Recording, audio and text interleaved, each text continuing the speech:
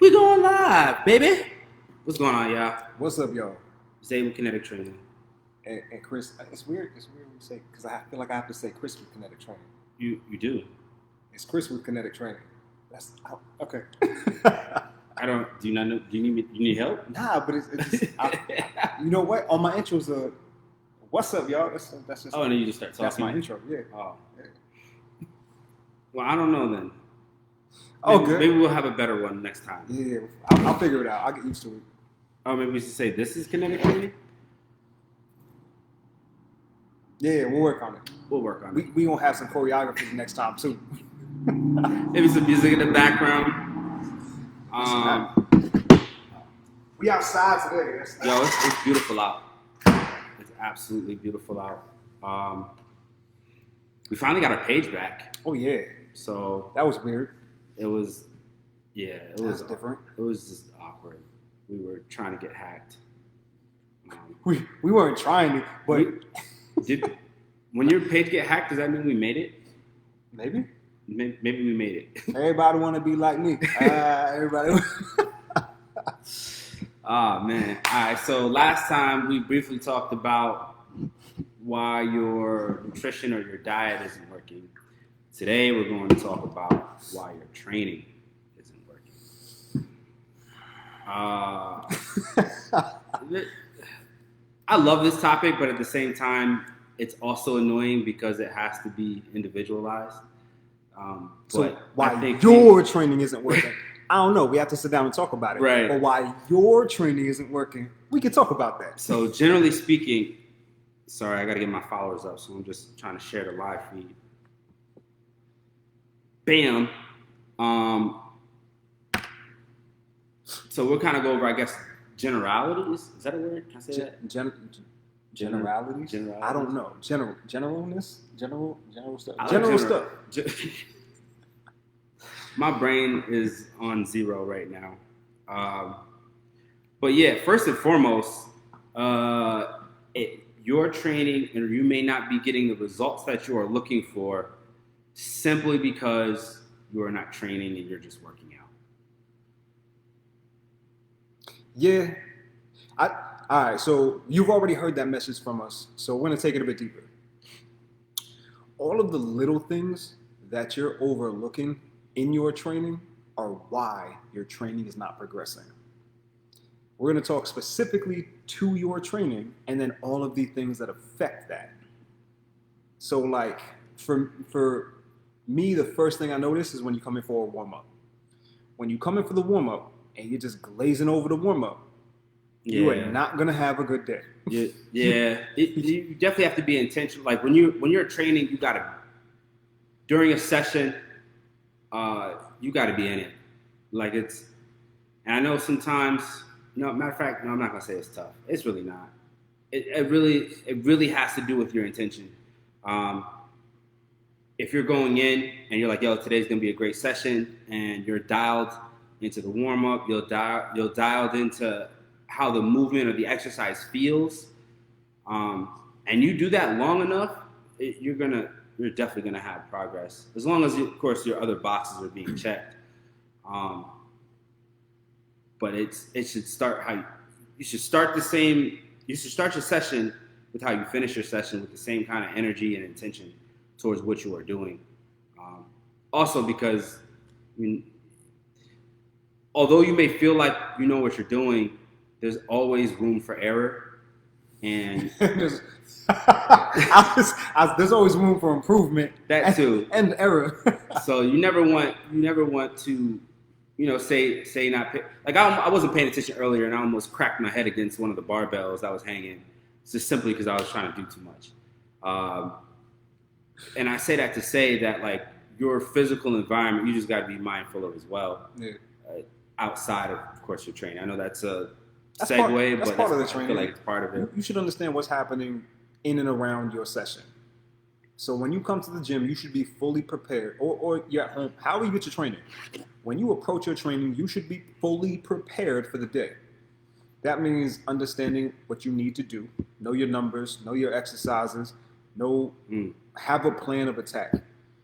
And this is regardless, irregardless. Irregardless. That's regardless of where you can't say irregardless. where your mindset is. So I'm having a shitty day.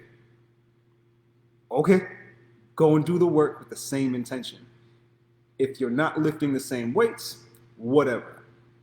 Temper your lifts, but always approach it with the same intention. I'm here to get work done, and I'm going to get whatever work done I can to whatever ability or intensity I can work at. But if you're coming in, you just glazing through it. Yeah. If you're just getting work done for the sake of getting work done, just go home. Yeah. Just go home. I want to say too, I don't feel like enough people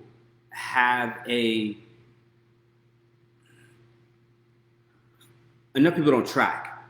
And what I mean by that is tracking the exercises that you're utilizing, tracking the weight that you're moving, tracking the repetitions. There's not enough data being collected. Now, regardless of where you stand, or irregardless of where you stand, as far as like having a trainer or doing your own workouts, either or, it doesn't matter. You should still be doing some form of participation in that, because it's only going to give you more information to then make better decisions of how you move forward with your progressions. So like I can't stand when I get questions that will be like, hey, my bench is stalling, what can I do? My first question is like, what are you doing now? And if you can't tell me that, then you're not in a place to ask the question, because you have to have some kind of a buy-in. You have to know where you currently are in order for you to move forward. So like if you can't at least say, hey, I've been training for 2 weeks consistently, twice a week I'll focus on my bench press. I'll do a chest, a regular flat bench or barbell flat bench for 3 sets of 10 with these weights. Like that's really as deep as it needs to get, because of course I don't expect everyone to have the same kind of knowledge as like a trainer. Like we've been in the game for a while, but I think what I've just laid out is a foundation that I think that everyone should be able to do. Yeah, because there's no knowledge I've given you. There's no anatomy. You literally just said, hey, I do this amount of times for this reps. Everyone's capable of doing that. Yeah. I think with or without a trainer, especially if you're with a trainer, you should have the mindset of, I'm participating and learning in order to be able to do this better for myself. Right. And that helps with the level that your trainer can operate at. Like, understand that for your trainer to be most effective, or let me rephrase, your trainer is most effective when you are most effective. And when you're tracking your training, when you understand the concepts behind what it is you're doing, you're going to see great results. If your goal is to have fun, don't be upset when you don't get results. Yeah. Because there has to be some intention behind what it is you're doing. And to be honest, it's not always fun. Like, being in the gym isn't, it's a part of life for me. There's fun parts to it. But even when it's not fun, things get done. Yeah. So taking the emotion out of it, like regardless of how I feel about the work I have to do, it's got to get done one way or another. Like no one's going to do it for me. I wish I could say, yo, Chris, you want to back squat this 225 for me today, and like have that transfer over. That'd be perfect. Yeah, we figured that out. Bang. Right. Well, we've unlocked the code. Right. But unfortunately, that's not how the world works. That's not how your progress works. And quite frankly, would you really want to? Let's be real. Yeah, yes, I really wouldn't. I would. I wouldn't. If I didn't have to do this, I would. I couldn't do it. I want to be able to say I did it. Okay, that's cool. There's my ego. I got a question for you later, though. Okay. So with that, understand. All right, so we're talking about progress, right? You're not going to. I want to say this in a way that it's clearly communicated. Your numbers won't go up every time you step in the gym. Especially especially as you increase, as your training age increases, the harder that becomes. Yeah. So, what do you got, over what, 15 years of training? 18 years of training, putting an extra 2.5 or 5 pounds on each side every time he trains. It's going to be it's not going to happen. And if you are, then the question then becomes, what are your principles with training? So like, it could be potentially a movement that if I add a new exercise to my routine and then I'm able to do that week to week, sure. But like, if you're talking about your big three, like your squat, your bench, and your deadlift, it's very unlikely the longer that you've been training that you'll be able to simply just add a 5 pound here or 10 pound there and still keep increasing it that way. Like, I trained all last year to get 10 pounds on my bench press. Like, the entire year, the goal was to add 10 pounds to my bench press. Now, there's also other factors that get involved about what I'm focusing on, stuff that happens in between. But essentially, that's what it boils down to. And I think for most people, too, I think this is a great segue. The intention behind the training has to make sense. Yeah. You know, if you're training for strength, if you're training for building muscle, if you're training for performance, which kind of bleeds into both of those, there has, like, the way that you train for strength is going to be different, needs to be different for you to get the most optimal results from it. I think the way, if I may, the classification would be competition versus longevity. You think? So like, the way I train a competitor is very different. There's things that are acceptable training a competitor that are not acceptable with not general pop. Basically non-competitors. Yeah. So people who are looking for longevity in their lifting, there's less rigidity around your training. Okay. And there's far more rigidity around a competitor. Yeah. Like, you have to meet these things. I would definitely say, like, the rigidity is in the intention or the goal, right? So okay. Like, okay. Yeah. So if you come in and you're like, yo, I want to absolutely start back squatting and testing out my back squat. All right. That's a very specific goal. There's a bunch of ways we can go about it, but I'm not going to, for example, be training you with the bench press. Like, it's just, it wouldn't transfer over and it doesn't make sense. So I hear people like, oh, I want to move better. I don't know what that means. You know what I'm saying? Like, that's not a specific. Well, I don't think they know what that means. So that too. So the more you're saying, the more specific a goal becomes, the more rigid. Okay. The more rigid that your training has to be, and the more intentional that your training has to be. I think the more intentionally rigid your training. Because like I'm saying, so like if you, I've had clients go, hey, I want to work on my squat. Cool. And then say, for example, they're training outside of when we meet, and they go, I went to this HIIT workout class. It's good for activity, but is that going to be conducive necessarily to you squatting better? I don't know. I doubt it. Probably not. But it also could. Consider, yeah. So I think, trying to think of how to condense that, right? So with your training, be attentive and intentional. The more specific your goal becomes, the more specific your training has to become. Correct. And overall, I mean, regardless of what it is that you're seeking in your fitness journey, you have to do that thing for the improvement. Yep. So if your goal is to be a better runner, you have to run more. Yeah. Squats will help build strength, build muscle capacity, but they won't translate to you being the best runner. Or let me rephrase that.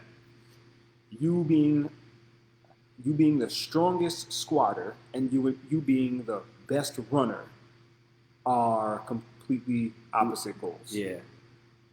Can you be a strong squatter while being a really good runner? Yes. Are you going to be the best runner and the best squatter? No.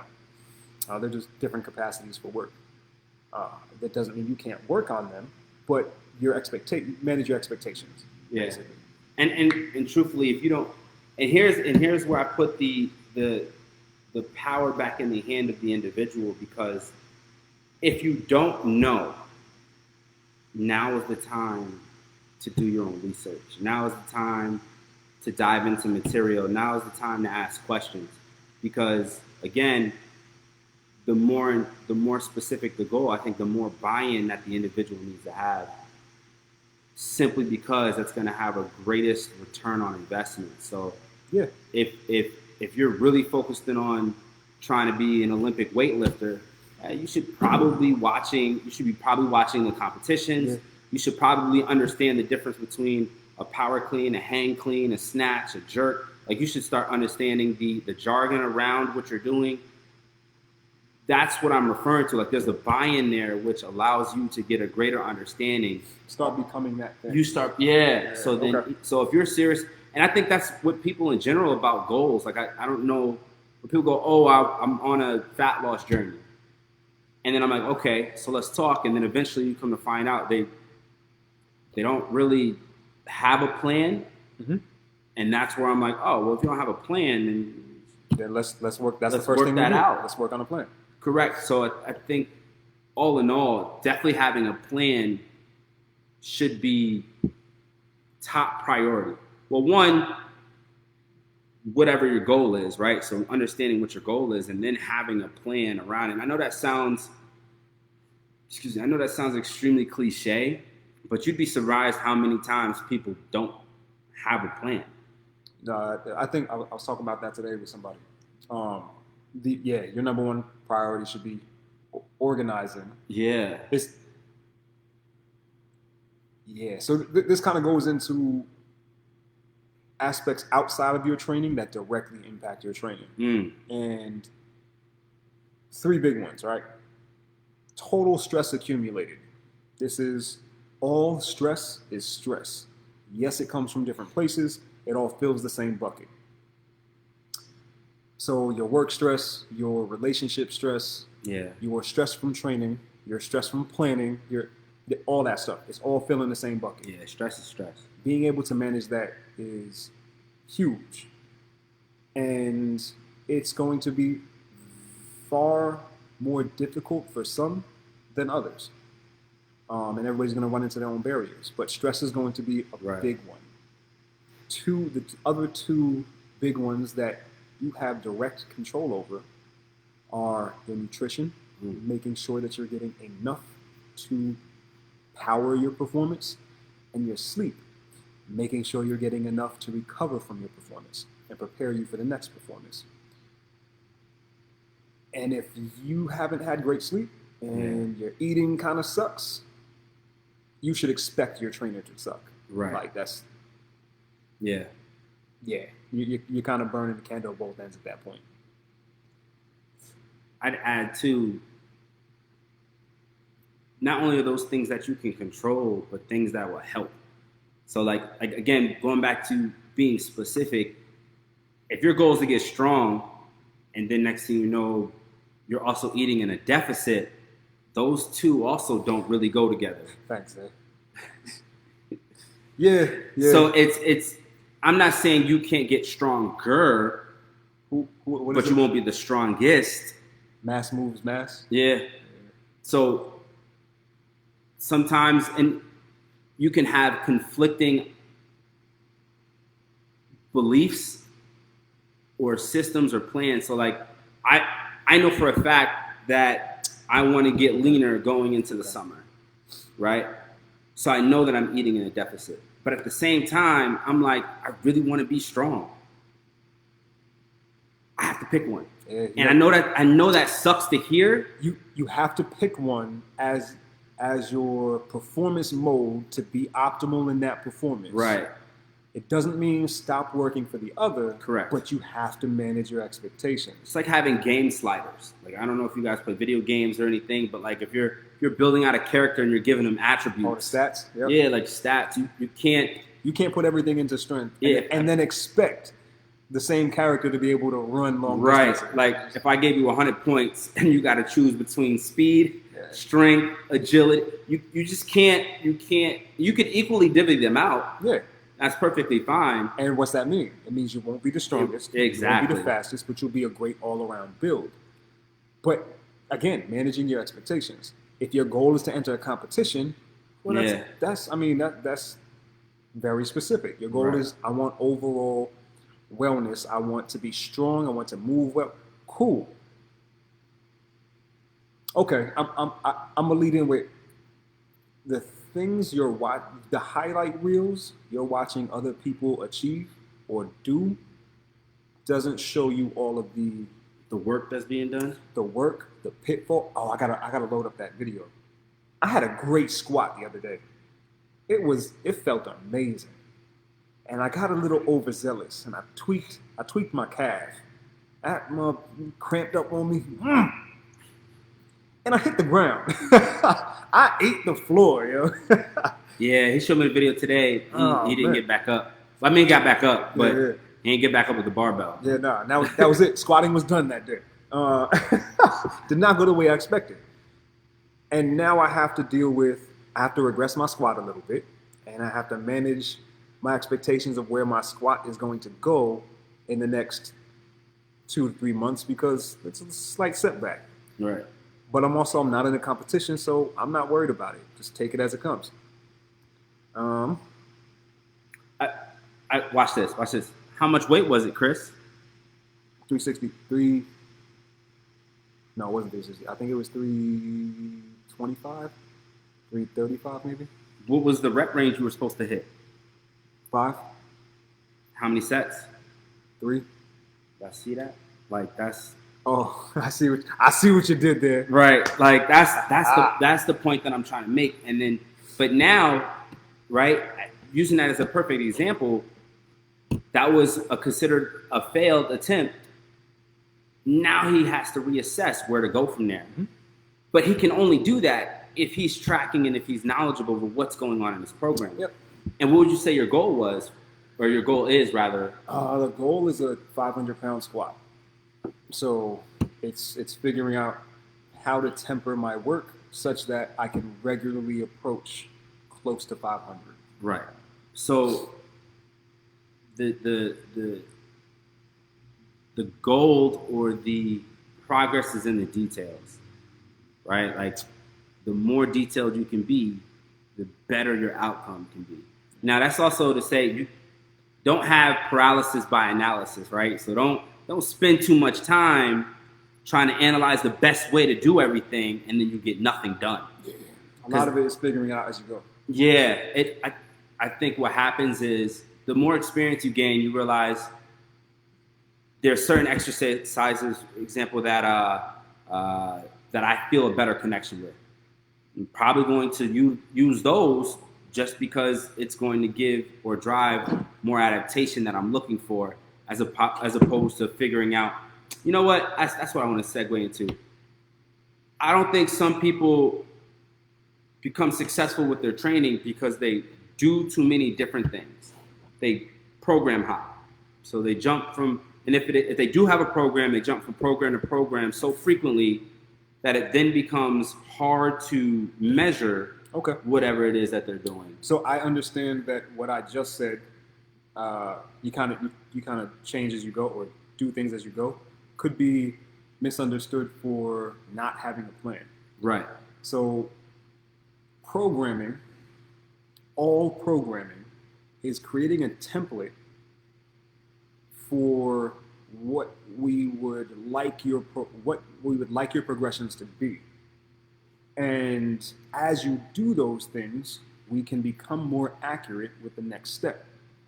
So we take the template, we start applying work, and we change or modify the template as we go. Correct. Or we modify the work done, not necessarily a template that's already set, right? more you add to the template, the more you change the program. So if we have, this is already set. Well, I want to do this too. All right, it's going to change the program. Right. And it's going to change the result. Right. So if you're hopping around and you're jumping from one program or one template to another, Yep. it'd be, one, very difficult to determine what variables need to change. Correct. What variables are causing the effect, the result that you're getting, and if there's the desired result at all. So a lot to consider, but the more that you participate and the more intentional you are and the more detailed you are in your data collection, the better you become at assessing the next situation or the next step. It doesn't mean that you have to collect enough data to become a personal trainer and be able to program for people, but you do want to understand how your body is responding to the stimulus that you're providing. Right. So, yeah. So earlier we had mentioned under recovering. I think for me, one of the things that I see quite often is that a lot of people associate a good workout with soreness or with sweating. A lot of times those aren't great indicators of how your program is going, because if you say train on a Monday, your next training day is Wednesday. By the time it gets to Wednesday, you're super sore. You start moving around a bit and you still are sore, still recovering. That generally means something that you did on Monday might have been too aggressive, because now you can't train at the same intensity that you intended. So sometimes that is a good indicator to say, okay, maybe I need to tweak a few things, but it's still all part of the program. Like if that's... Yeah. So there's a lot of things. As you're taking all of this in, we want you to realize that we're speaking to many of the things that could be downfalls or barriers in all of someone's training, all of training in general, not necessarily your training specifically. Right. You could have one or two of these things or many of these things, but it doesn't mean all of these things are happening to you. We're just trying to cover the base. the bases as much as possible. Yeah. Again, because one of the first things we mentioned was that it really is difficult to have this conversation in a general sense, simply because for a lot of people it could be individualized. Like somebody could simply be doing better if they just warmed up more efficiently before they started their actual workouts. Somebody else could be like, hey, you're doing too much in the gym, your frequency's too high, or you're training this muscle group too often where it doesn't get a chance to recover, limiting how strong you can be in those movements or limiting the intensity that you can attribute to that. So it's on a case-by-case basis, but we're just generally saying these are things that we've noticed, we've seen, we've experienced ourselves. That could be factors. We got a question from Matt. Matt was asking when we should wear a belt, or is there a point where you recommend somebody wearing a belt, or let's say lifting gear at all? Oh, lifting gear. First and foremost, I would say that an individual wanted to be proficient with the technical aspects of the movement, building skill acquisition around there. So understanding the muscle groups that are being worked, the joints that are being manipulated, and then the stimulus that's being driven. If it's for lifting heavier amounts of work, which is typically why someone would wear a belt, I would say anything under 80% should be manageable without wearing a belt. I would say 80% and above, a belt should be worn, but then understanding that the goal should be, as you increase your weight or your total poundage being moved for that specific movement, as that increases, your reliance on the belt shouldn't be just as high, right?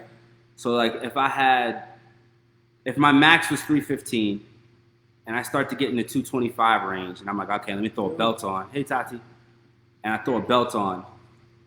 When my squat gets up to let's say 350, maybe I could push that 225 to 275 before I can have to put a belt on. Oh, so you're saying you want to be able to progress it. You want to be able to progress it because then your abdominals become the weak factor. and you become reliant on that belt. I don't know if I agree with that, but I totally understand what you're saying, and I do that. I do that specifically with grip. All right, so let me take this back. I was laughing because I'm one of those people way early on who came suited and booted for the gym. I had the gloves, the wrist straps. I don't think I ever had elbow wraps, but I had an ace bandage for my knee. I'm dead. It said not the ace I had bandage. specific lifting shoes. I was ready to go, and I didn't really understand what any of it was for. Right. So the idea behind wearing equipment is typically to enhance a particular aspect of a lift. And I say enhance or aid because you should be able to perform it to a degree and progressively perform it even with the equipment. Yeah. So the equipment is there to bolster your effort, not to replace it. Yeah. So if you're wearing a belt, to Zay's point, if you're wearing a belt for the sake of wearing a belt or thinking the belt is going to do the job, right, that's not how the belt works. You become more efficient at using the belt. Correct. Same thing with, well, maybe everything but straps. I think straps pretty much, they allow you to expose your grip to heavier weights, but essentially the strap has the weight.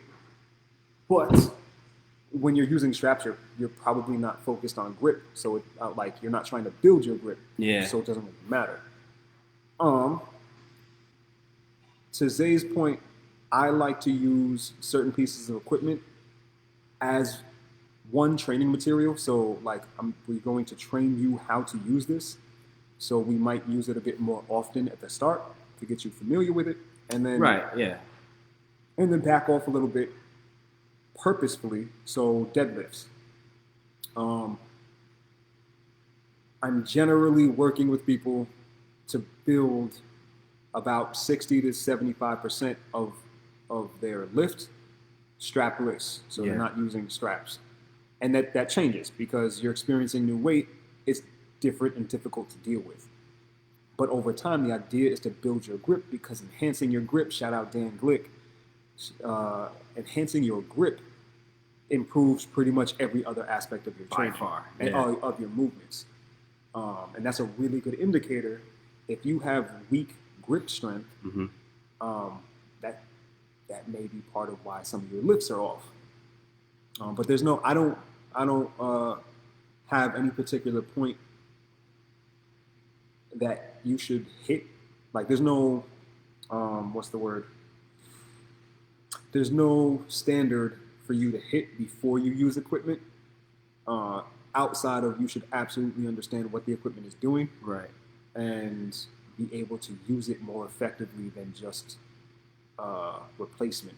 Right. So again, it goes back to intention. So like when I was noting, so like the 80%, I think that for me that comes from powerlifting specific modalities, because the goal is for maximum effort, right? So, but as you get stronger, again, you don't want to be, say, your ability to brace or keep your core rigid to be its limiting factor. So that's why you want to expose it just as much or just as well as any other aspect of your training.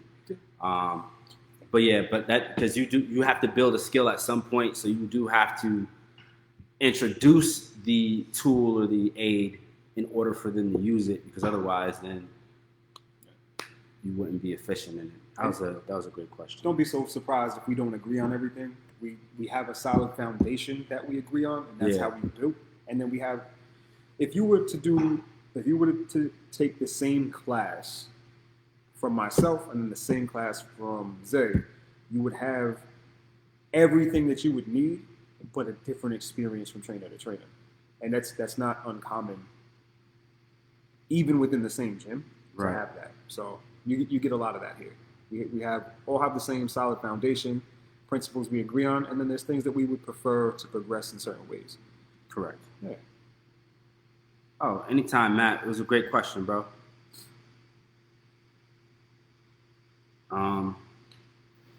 Is there anything we missed as far as? I would say hindrances yeah, to training? yeah. So I touched on a little bit. So I have someone who I have everybody. Everybody has this issue, but I have one in particular that stands out, and she's doing phenomenal. So I just want to shout her out. I don't know if we shouted Michelle out before. I think we did. I think it was last time. I want to shout out Michelle again, because her squat is awesome. And I seen. I was there for that. Here's what everybody runs into: the idea my body should be performing the way I expect it to. Oh, that's a big one. Even with new stimulus, so heavier weight, more repetitions, harder work, whatever. Perform the way I told you to. That's not how it's not how your body's gonna work. And it's really hard in the work because you're working so hard to achieve this thing. It's really hard to accept that. Your progress is not going to always look like numbers on the bar, or weight on the bar, or reps on the board, or sometimes it's going to be, even with the best intention, it's going to be that shit sucked. Yeah. That was a horrible lift. And the takeaway should be, what can I learn from this? Yeah. If it's not a technical aspect of the lift, like I did everything right, I'm just not here today, cool.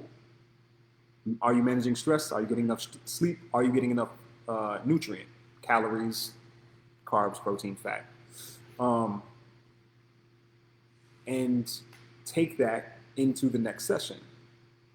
Was I able to improve the previous effort? And then try again. Now, if you're always having shitty days, something's going on. Yeah. You gotta reassess, step back and reassess what's going on. But you are going to right. You're going to can't have escape shitty days. That's just what it is. Yeah, you're gonna have good days too, and I think you also have to be mindful of staying on track, because it is easy, and I'm telling you from experience, it is easier to try to do more work on the days that you're feeling great, simply because you're feeling great. Yeah, don't do that. Which can lead you down what I call the pain train. Stick to the program. Because you end up overworking yourself because you feel like you can, and then those days become almost twice as hard to recover from. So I've been, I'm that guy that literally like, oh, I'm feeling great, throw an extra 100 pounds on the bar. Like, I don't recommend that at all. Don't do it. Don't pass go. Don't collect 200. And I had to, my greatest feat for myself had to be when I realized that was no longer serving me. That I couldn't just, oh, I'm feeling better today, let me just do extra work to make up for whenever. I had to stick to the plan and say, you know what, today was a 5x5. Even though I still had energy after that, I was like, okay, I'll save that for the next session. I'll take note of it, save it. Because then, now I'm saying, okay, what did I do right here? You know what I'm saying? Like, that leaves an area for growth as well, because, oh, well, no, I got 8 hours of sleep last night. I had breakfast, I trained, I had lunch, and then I trained later in the evening. Like, those are all different concepts that could aid to me advancing my program or advancing my training. Yeah. A competitor so driven by progress that they're blind, or so driven by work and effort that they're blind to rest. Yeah. It's not a good competitor. Agreed. You definitely have to know when it's your time. And I hear it all the time, like the go hard, the grind hard, put your work in. I see it on Instagram and TikTok all the time, where I see people, oh, you need to train 6 days a week, 7 days a week, go hard, go home. Maybe. Right, like maybe. More often than not, it doesn't always need to be that extreme. There's two, right? There's grind hard all day, every day. Yeah. And there's be kind to yourself, so much so that almost to a fault. Like, take it easy, recover, rest, and it's too soft, right? There's an in between, and it's never in one space. You're always fluctuating between it. And as you become a better athlete, because you participating in physical activity makes you an athlete. Yeah. As you become a better athlete, you become better at assessing what's appropriate for your day to day. Correct. That's progress right there. Look Yeah. at that. Look. Man, oh man. Any questions? I think we covered that. Cool. Yeah. So, I mean, I think we pretty much covered a lot of it, or most of it rather. take care of your new. Look, listen. I'm gonna make this super simple, not easy. Simple, not easy. Take care of your nutrition. Make sure you're getting enough for your goal. Yeah. If your goal is becoming stronger, bigger, you need more calories. If your goal is becoming leaner, you need less. And you need to be mindful of how that's coming in to manage the result, right? Or to manage your effect on your goal. Sleep. If you are not getting enough sleep, if you are not getting restful sleep, Yeah.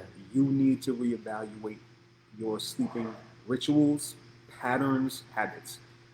I'm gonna tell you right now, it's not as simple as for a lot of people. It's not as simple as hit the bed, go to sleep. I would strongly recommend creating a ritual to go to sleep. I'm not talking like the seance type stuff. I'm talking about like I'm gonna put my phone down. Do not I'm disturb. going to. It doesn't have to be this. I'm gonna put my phone down. I'm gonna have my warm milk and cookies, and I'm gonna go sit and be mindful for a little bit without any other interference, and I'm gonna go to sleep. It could be I'm going to sit down, plan out my day, and make sure I've disconnected from all of the activities of today so Yeah. that I can be restful in my sleep. Whatever it is, create your habit around your sleep. So nutrition, sleep, stress. You have to figure out a way, and I can't help you with this. Yeah. Outside of organizational That's the skills, hardest part. I can't help you with this. Is managing stress. You need to be mindful of the stress that occurs, when it occurs, and what works best for you in alleviating that. Right. Some situations you're in right now, you do not have to be in that are causing unnecessary stress. That's on you to sort through. Yeah. Get your training in, be mindful of what it is you're doing, and seek progression. It's not always weight. It's not always reps. It's not always volume. Yep. It's becoming better, more mindful about what it is you're doing, more informed so that you can make better decisions going forward. Yeah. I think you hit the nail on the head, man. I don't think I would have anything to add. Except for like share our stuff, yo. Share our stuff, yo. Nah, again, of course, with anything, there's always different caveats to what we explain, but I think in the most general sense, I think all the information we provided can be helpful in your endeavors or on your endeavors. Yep. And if you feel like we didn't hit on something, let us know. Right. So we can Well, cover maybe we that. did. You wasn't listening, but whatever.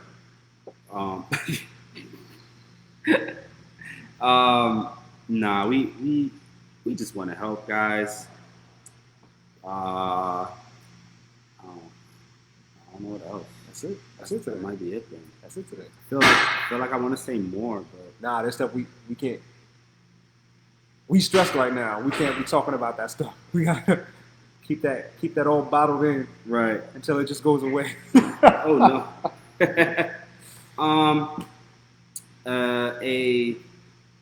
I guess a sneak peek. We got an event coming up. Oh yeah. Be on the lookout. I don't want to disclose too much information. Can we say sampler? Can we say that? Like sampler? Yeah. I don't want to be a sample. Okay. I don't want to be a sample. Can't be a side. Can't be a side I meal. don't be no appetizer. Okay. Listen, we have an event soon, ASAP. Rocky. okay? So stay tuned. Yeah. Follow all of our social media handles And that's all you get. No. so you don't miss anything. Facts. So we're gonna be coming at you with a lot of info, a lot of ways that we plan on assisting you on your fitness journey. We would love your feedback, your participation. Oh, we'd really like your participation. That'd Yeah. be cool. I That'd am- be cool. Yeah. So But yeah, we'll get that to you shortly. Keep a lookout. and happy lifting. Make sure you get your rest in. Make sure you get some food in your system. And always remember, if it don't move, It don't work. don't work. Hit us up for questions, comments, concerns. Peace.